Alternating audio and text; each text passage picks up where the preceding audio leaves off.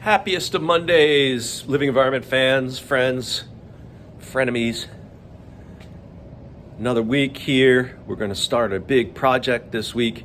We're also going to switch our learning target this week from mitochondria to chloroplast. So why don't we get the party started with today's Bellringer. All right. Da da da da da do do do do. Da da da da da do do. All right. Da da da da da do do do. Hey now. Da da da do do. Mr. Kovacs class. It's Mr. Kovacs class. You might learn a ton. It's Mr. Kovacs class. He's interesting too. It's Mr. Kovacs class. And he's super cool. It's Mr. Kovacs class. Last week, you guys absolutely crushed. You crushed cellular respiration. I mean, you guys could all tell me the 3 different steps. You could tell me how much ATP was made each step. You could even tell me what kind of waste products were made if you did those steps, right? Actually, let's review that. What are the 3 steps? How much ATP is made after you've done step 2? To do step 3, the ETC, what inorganic molecule do you need to make sure you have in order to generate all that ATP? Good.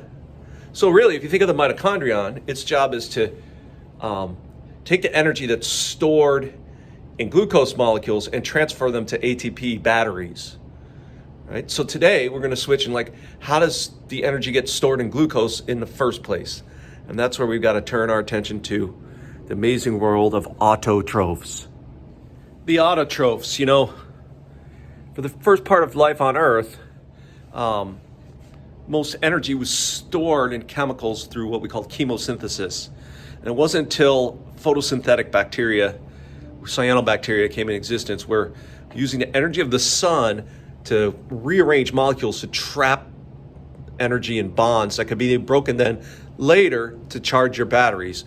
And of course, that was the development of another one of these endosymbiotic organelles called the chloroplast. Chloroplast has a special chemical in it named chlorophyll, which is what makes chloroplast green in color.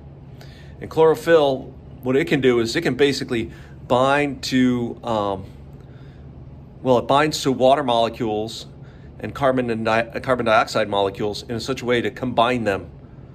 All right? I mean, chlorophyll, really what it does is, one of the things it does is water molecules, it'll bind to chlorophyll, and then when a photon of light hits that water molecule, if it's bound to chlorophyll, it will smash into pieces. And then the chlorophyll molecule could then take those pieces and recombine them to put together carbons that were floating around in carbon dioxide gas into a large molecule of glucose. All right, so we're going to be studying photosynthesis.